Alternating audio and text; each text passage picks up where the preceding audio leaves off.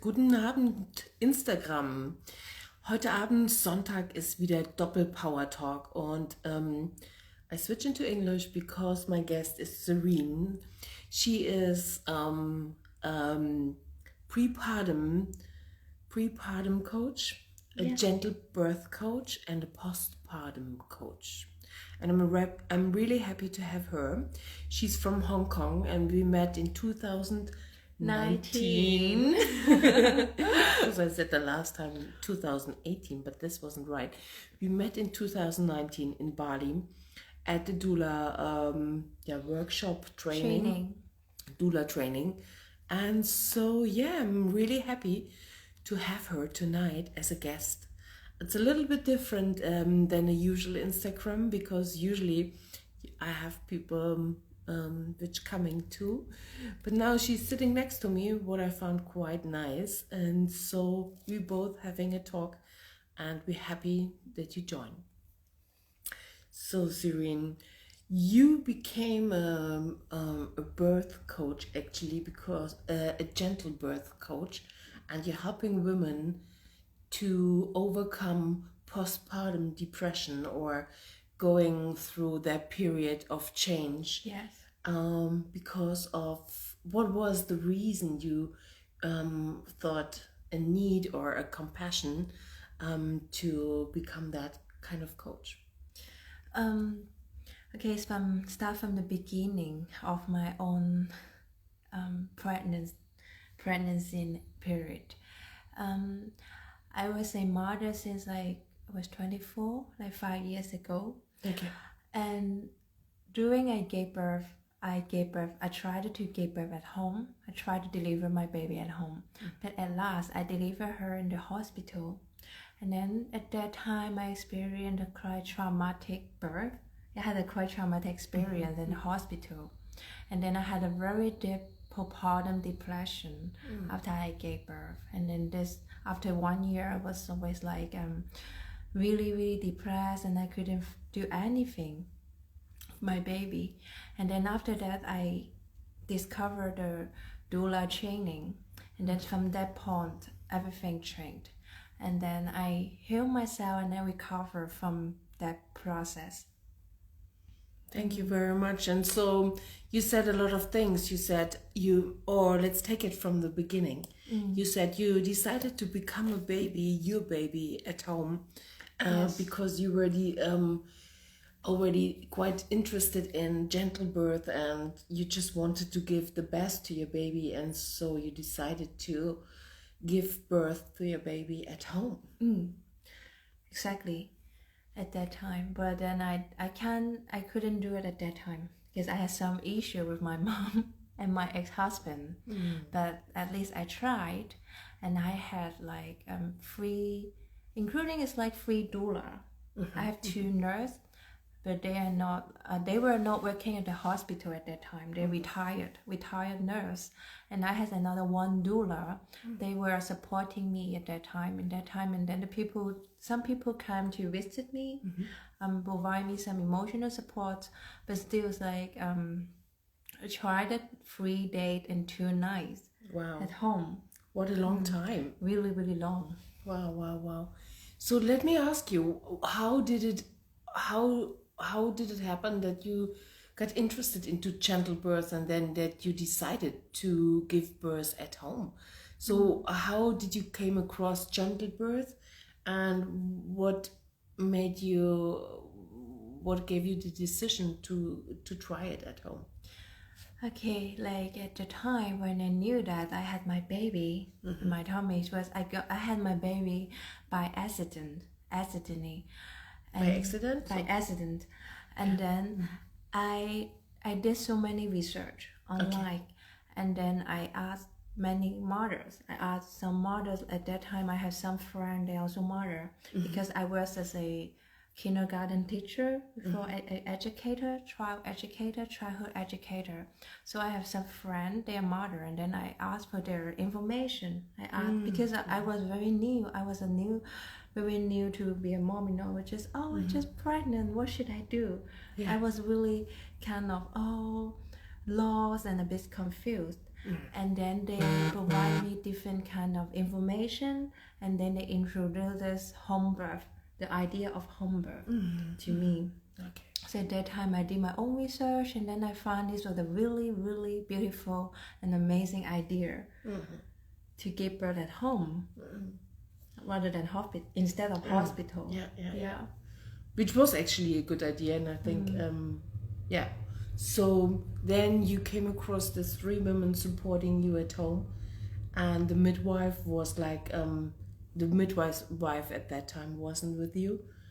And so, but the midwife was calling in from a different area of United States. From the United States. Yes. Wow. Yeah, I was in Hong Kong at that time. So it's a really, really a long distance call. Totally. Wow. Yeah. And so my picture would be that you Zoomed with her, but at this time, was it really Zooming, or did she? And Facebook. We did a Facebook call. Oh, wow. Interesting. Wow. But how did you came across that midwife in the US? Is it unusual to have a midwife in Hong Kong? It's really unusual. Yeah. Really? Yeah. Normally more of the mother, they give birth in a hospital in Hong Kong, because giving birth at home or delivering your baby at home is really something not popular. It's very, very unpopular in Hong Kong. So nobody will think that or even consider to give birth, to deliver their baby at home, to do home birth.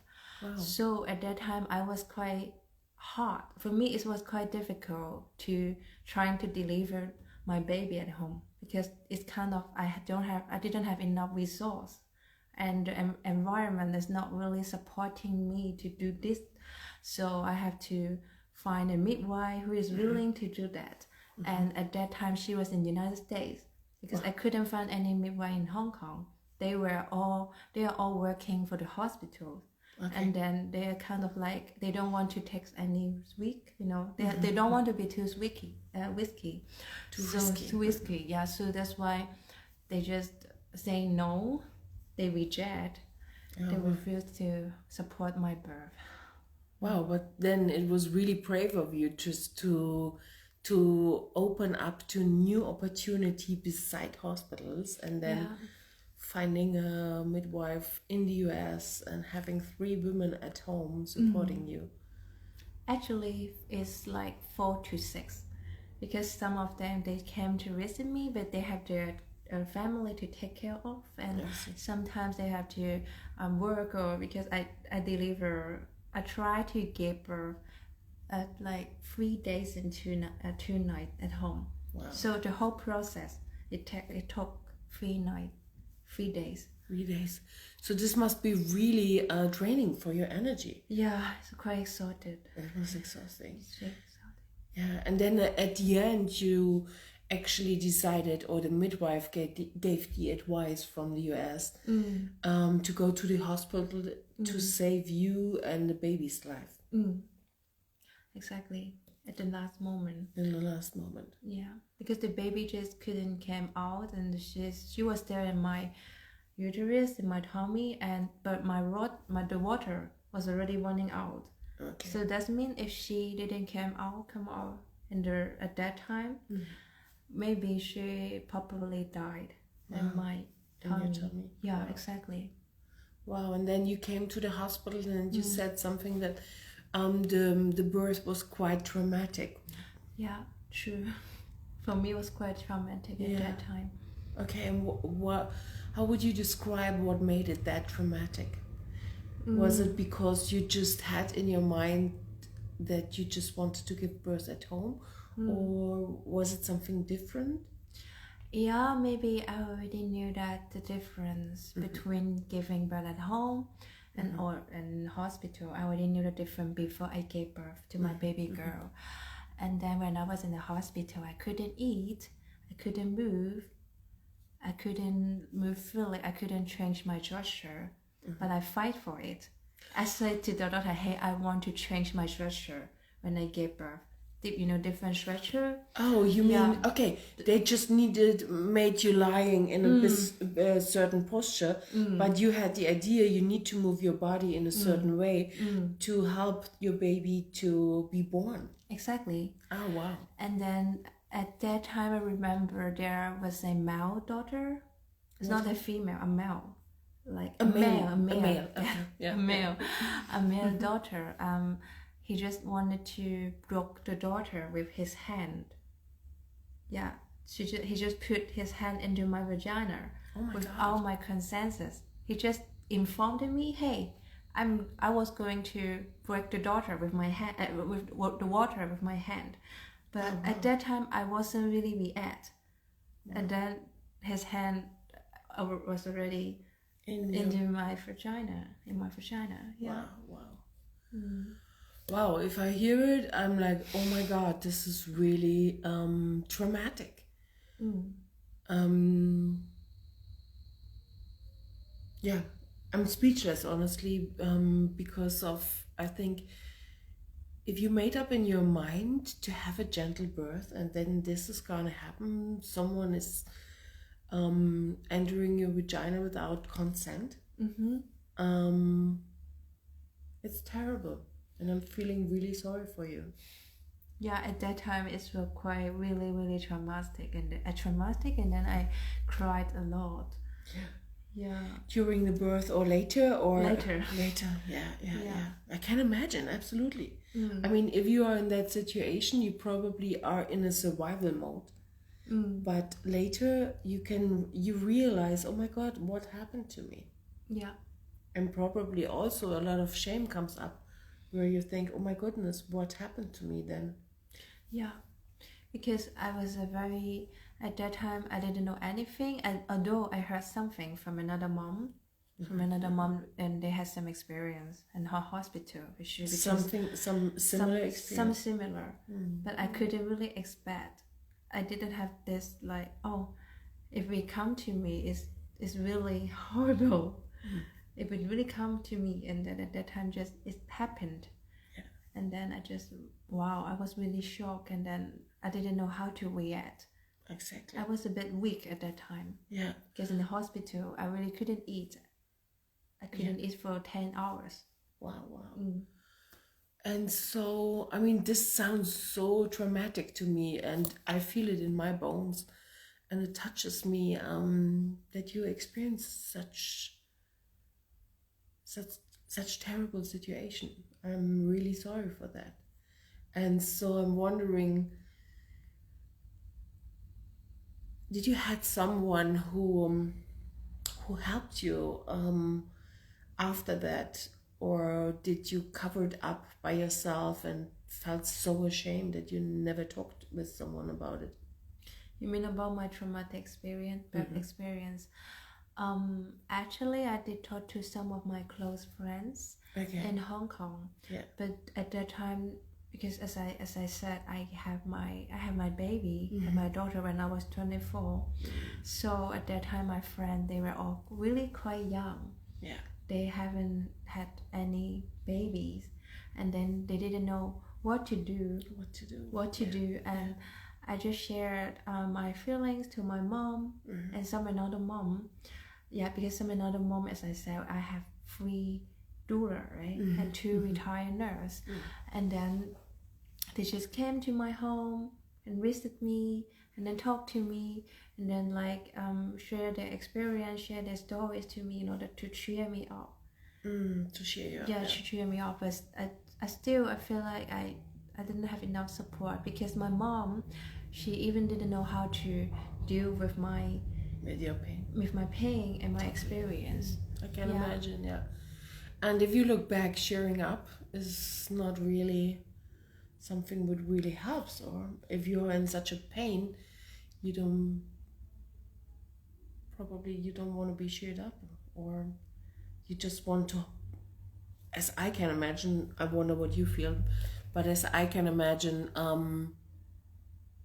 I would love to have someone I can share my pain with, and that they are holding me in that pain. Yeah, but I mean, at least At that time, I had a doula, right? The mother, she delivered her baby at home, and then she was really, really fully supporting me. And then she is from Hong Kong. She's from Hong Kong, so she speaks my mother language, my mother tongue.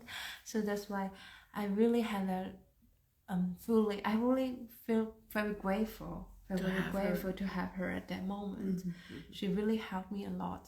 Yeah. No matter how at last I couldn't really give birth at home, but still I had a quite before hospital I had a quite wonderful experience at home. Wow, I'm so sorry that that you had such a bad experience. Yeah, it's the past. Yeah, it's the past. Yeah, but it also, and this is the next part we just want to come to, is like what it created in you. This experience created, and then we need to say additionally, after 40 days, after such a traumatic birth experience, after 40 days you went back to work. Yeah. And you started working. I started working. Because in Hong Kong, there is not such a thing as we have in Germany. I'm asking you, I don't know it. So in Germany, we usually have 1 year the opportunity to take maternal leave for 1 year at least. Yeah. And so is there such a thing in Hong Kong where you can have like maternal leave after you gave birth to a baby, or don't you have that kind of thing? We have that kind of thing, the maternal leave, but it's not 1 year. Okay. It just more of the time we just have 40 days. It's 40 days. Yeah, it's really really short. Yeah. So we are really fighting for that, for the woman, that we are asking for more longer period. Absolutely. The maternity leave. Yeah. Especially if we're sharing your story, even in countries like Turkey or India, women have at least 40 days, and then they don't even get out of their house because they get supported by the community. They serve with food and all those things, that the woman is really able to recover from that intense way of giving birth. And then if I imagine after 40 days, it doesn't mean you have been recovered already, and then you're going back to work. It feels like this is really hurting the body of a woman. Exactly. And at that time I was still breastfeeding my daughter. Oh my goodness. My baby. So I had to pump my milk. Okay. When I was working. Wow. When I was in my office. And that time I was a kindergarten teacher. I work in the Waldorf. In the Waldorf kindergarten. Yeah. Kindergarten. Okay. In Hong Kong. Oh wow. Yeah. And so, but how did you do it? I mean, just pumping the milk, and then the baby. With whom was your baby? Where did you could you take it to the kindergarten, or? I didn't really take her to the kindergarten at that time, because at that time I had my ex-mother-in-law. She was helping me sometime. So when I was working, I pumped my milk, and then I saved the milk. I put the milk into the fridge. Okay.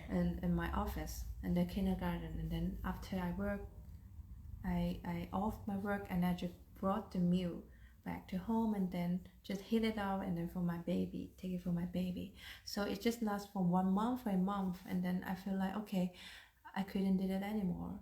I just want to fully support her. I want to stay with her all the time. So I just quit my job, because at that time I also had some conflict with my ex-mother-in-law. So I decided to take care of my baby on my own. Wow. And then you decided, even one part was that you just wanted to take care of your baby, and I guess the other part was also you felt you are not powerful enough, or because then it led into depression for you. Yeah. Was it also a reason why you quit your job? Or? Yeah, this is the reason. One of the reasons I feel like I really didn't fully recover from my birth. I was really tired. Yeah. And then I still had to work with some children, but my baby at home, and I was still breastfeeding. It was really, really kind of tiring. I mean, exhausted. I spent so much energy. I gave so many every day, but somehow I really want to focus on my own and on my baby and my daughter. So that's why. And also at that time, my ex-mother-in-law was taking care of her, and we have some conflict and we have some different kind of opinion of taking care of your baby. Yeah. Okay. And so then after you had been at home, it was also challenging for you, wasn't it? So what was the most challenging thing for you at that time? Taking care of your baby by your own, still being in such a state of depression? Yeah, a state of depression. And then at that time I moved out of the family of my ex-mother-in-law, because I was staying with them at that time. It's really horrible. Don't do that. I don't recommend this, because after giving birth, the emotion of a mother is really sensitive. They're really, really sensitive, and they really need their own personal space. They need more and more space to recover, to take care of a baby, and then to adapt to the life of being a mother. Exactly. That's also such a really important part. I think even society don't talk well enough that you transition actually to be a mother, and your life will look totally different, and you also need to adapt to it. And so there is not, I don't know how you experience it, but I guess there's not enough support really being prepared for such a transition. And that's why your coaching is also like prepartum and helping women to become actually a mother and to get prepared of the time which is ahead. Yeah, because I already has this kind of experience being not enough preparation, not really get well prepared before my daughter came. Although I tried really hard, but at that time it's still not enough for myself, I would say, for me and her. Wow. And then if you go through such a pivot moment, I would say, just being in the recovering, then moving out, then the other thing you said is just getting divorced. It sounded way too much for a time where you had been really vulnerable, really still in a recovering mode, and then really overwhelmed by the emotions. Both emotion and physical. Wow. And you said something, I don't know if you want to share it, that this really... So, no, let's go back. So the question I want to ask you is, what was the moment you realized, oh my goodness, I need help from the outside? There is something which doesn't feel right to me anymore. When my baby, when she was like 1 year old, at that time I was still in Hong Kong. And then I remember one day I was with her. I brought her to some islands in Hong Kong. It's like a small islands in Hong Kong. And then just me and her, we're staying in the house, in a flat. And then I just went in a flat, and then I really want to suicide at that time. Wow. And then I feel like, okay, Serene, this moment you really have to wake up. You have to fight for yourself. I just can't stay at that and remain this status anymore, you know what I mean? It's like I can't remain the same. Wow. What was the moment you decided I need to change something? What was that little tiny moment where you thought, okay, I can't give up? Had you already took pills or? At that time I was with my daughter, right, with my baby, and then she was crying. Oh wow. She was crying really, really hard. It's like scream, and there's just me and her.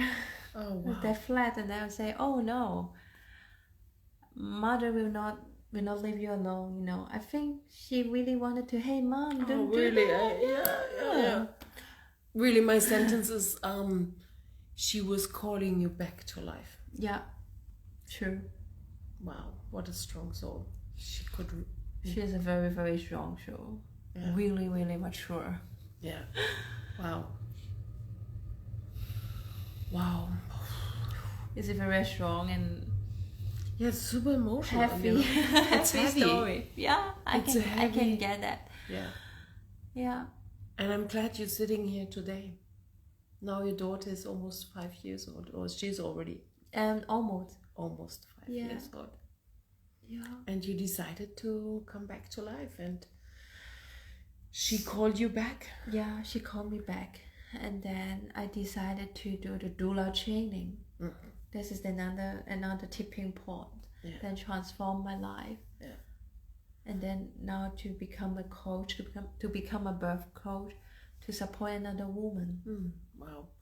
Out of this is because then you faced your wounds and you faced your pain, you faced your depression, and you realized, I need to do something about it to heal. And out of this is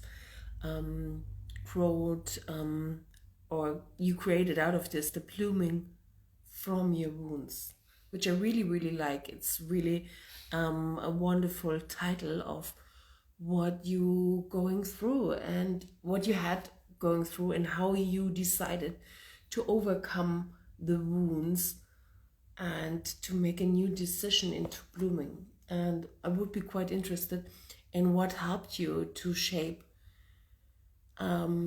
or to mentally move into the blooming. What helped you to make the shift? You said something about conscious writing before. Yeah, true. I remember on the period that I had my postpartum depression, and then every day I wrote a diary, like a daily diary, and then I just really, really be honest to myself. At that moment, like I feel like at some of the moment I just really, really don't want to survive. I wanted to really, really just give up my life. And then I was really honest to myself. Okay, today I was like really cloudy, really moody, and then I just I didn't have any energy to do anything. Then what can I do? So I was really conscious of my own feeling, and then I find some way out for myself. And then I transform. Okay, now I am moody, I am sad, but 20 minutes later or 1 hour later, what will I do? So this is like my conscious writing. I'm trying to find some way out. I'm trying to figure out something for myself. Yeah. So what I really loved about it is that you said one thing was just being really conscious about my thoughts. Yeah. Just really being honest to myself. What is actually driving me? What is the voice inside my head who is literally bringing that mood to myself? And then what is the little thing I can do now to transition, or even just doing a little sentence, doing a little tiny step further to change my mood. So thank you for sharing that. This is really, I think this is really powerful. Sometimes we think we need to have these big steps. No, it's these little tiny steps which just bring us into a different direction. A baby step. Baby step, yeah. It's like the live we did it today. To be honest, at the beginning I was a bit nervous because more of the times I was not really confident in front of the camera. And also maybe English is also not my mother tongue. It's not my mother language, but now I'm already in Germany. I had some experience in Stuttgart, and then now I'm in Berlin, so I feel like I really have to step by step, step up on my comfort zone, day by day. So now it's also the baby step to share some of my ideas to the international, to the global community. Yeah, and it's so brave of you I'm really happy to have you here because it takes such a courage. And even in Germany, or it's such a big thing to speak about such a non-spoken topic. And postpartum depression is still what I think one of the biggest problems women facing, and still there is not enough support, there's not enough knowledge about it. And I think a lot of women have that, but they don't know what they have, and they actually don't know where they get support of it. Exactly. So that's why I remember I feel really inspired when I was in Bali, when we did a training together. Yeah. Even I was super inspired. Yeah. I mean, just coming together, how much was it? I think it was 28 women from 23 countries, and all sharing their birth stories or the stories of their countries. It was so inspiring and so empowering. Yeah. It's really, really powerful. We create a circle, and then we hear different stories. We share, we laugh together. It's really intimate for me somehow. Yeah, it was. With some person, Totally. with some new people. Yeah. And even what I found quite powerful is that we, through sharing, we can heal, and we see that we are not alone, that we are not crazy, having this kind of feelings, and this gives the energy and the power to move on and to move forward and to dedicate my life to healing. So you asked me, I remember a few minutes ago why I came to this birth, to become a birth coach. It's also booming from my rooms, I discover many methods. I find I really struggling all the time, and I feel like I can't be like that anymore. I can't give up. So from that point, okay, no matter I choose died, or reborn. Reborn, yeah. I love that. And then I choose to reborn, to be reborn. Yeah. Amazing. And then from that reborn comes the blooming. Exactly. Yeah. From my wound. Yeah, from your wound. Yeah. And what else? Which advice could you give a woman from your healing journey? What would be the next little step she could take to heal her wounds?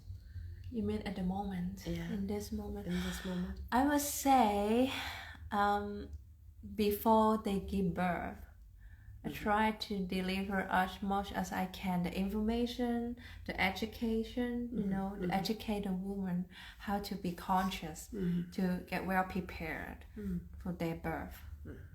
Yeah, especially prevent all the traumatic, prevent to get hurt in hospital, and then let them know, hey, I have the right to say yes or no. It's something related to body autonomy. Yeah. Absolutely. It's really about the body autonomy. And I think the other part is really just being mentally and bodily prepared to it. It's just really such a big rite of passage you going through while you're giving birth. And I think sometimes we don't even, as I gave birth to a baby, but I think we have no idea what kind of rite of passage it is. So that's why I think this is quite important that the doula the existence of doula realize the passage, realize the, I would say it's like the channel between the mother and the midwife and the daughter, the nurse, the medical person, because they're in the hospital more of the time they just want to dominate the birth. They just want to control everything, take the fully control, and they just shut the mouth of the mother. They don't really respect the mother as a mother. And and the knowledge about her body. True. And no one's tell the mother, you can do this, you can speak up for yourself. you can say no. You can have your own opinions of your birth. Yeah, but and your own feelings. Exactly. Honor your own feelings. Honor your own feeling. Yeah. True. And your emotion. What feels right to you and what doesn't. And you have the right to say, you're not allowed to touch me in that way. True. So, but then it's easier done than said, because I think even the way giving birth is already quite traumatic, or different what we had experienced before. So, and then it's sometimes we just get in a state of freeze, flight, or fight, which keeps us stuck in a situation, and then we are not able to speak at all. You mean during give birth, during the labor, we were not able to speak up as a mother or as a doula? As a mother, I guess, because then you're struggling between your life and the life of the baby, and then having the support of the doctors, and sometimes quite different or challenging situations create even some traumatic moments where we are not in our willpower anymore. Yeah, exactly. Especially if the nurse and the doctors, they're just trying to deliver some fear to you. They're just trying to use some, utilize some fear. Now you have to do this, you have to do that. If not, your baby will die, and if not, you will die. They just don't even give some time, give the time and the space. They don't provide anything, this kind of space for the mother to think about it, to feel their body, to feel their baby, to feel and to know what they really want. Exactly, yeah. Something like that. So I feel what a pity. What a pity, yeah. Yeah, because giving birth is such a magical event. It's such a magical event in your life. It is, totally it is. Yeah. So you also work like a doula. So what was the most magical moment for you as a doula? Wow, for me as a doula, it's like every time when I see the mother, they see their baby, the first moment to witness. I mean, witness their birth, and then they see their baby, and then hug their baby, breastfeed their baby, and then it's like such a life transformative journey. It is, yeah. And then they forget about all the pain, and then hold their baby in their arms, and then I think I did a great job. And then this is what the mission why. This is why I become a doula, because I really don't want to see more and more women in the future, or maybe now, to suffer from the system. I mean, from the hospital. Yeah, and I can see sitting so close to you. Yeah. I can totally see how this is lighting up your face. And in a way, it's probably helping yourself to heal from your traumatic experience. Exactly. Yeah. And you can bring your knowledge to the women. And so what would you say was the moment, or what was the really most important moment in your healing journey after you gave birth? What was the really most important moment where you thought, wow, now I did a really important step in my healing? You mean after I gave birth? Or yeah, after you gave birth. And after you decided, after the moment you decided, I'm gonna live for my baby. What was that healing modality which helped you most to heal? I think is after my training in Bali, and then I feel like, okay, it's time to leave Hong Kong, because I was always thinking to leave Hong Kong before I gave birth. Before I gave birth to my daughter, and then because of her, and then I stayed there for a while. So that's why it's kind of something accumulated, So my depression is like It's a combination of different kind of reasons, and not just one reason. That's true. I feel like I cannot be myself. I cannot be my true self. I cannot speak up for myself. And then at that time, after the training in Bali, I traveled to China with my baby. And then at that time, at that point, I gave my talk. Like I delivered my first talk about the experience in Bali. Oh wow! The doula training in China. I use I speak in Mandarin because they are Chinese, right? So, and then at the time, my baby was with me. Oh wow! She was like 1 year and 9 months. But it was also quite This was not easy to take a baby with you without any support at that time. So this is the tipping point, or this is something why. This is also part of the reason that brought me to move on. Okay, well, yeah. Thank you very much. This was really inspiring. Thank you for sharing that your healing journey, and you even your traumatic experience, and how brave and gratefully you transitioned into a new life, and being there for yourself, for your daughter, and supporting other women on that journey. Thank you. Thank you for having me. It's really my honor to be here tonight. Thank you very much. Thank you. So if you want to see more about Serene, we're gonna put her contacts down in the comments. All right. Thank you for watching. Bye bye. Bye bye.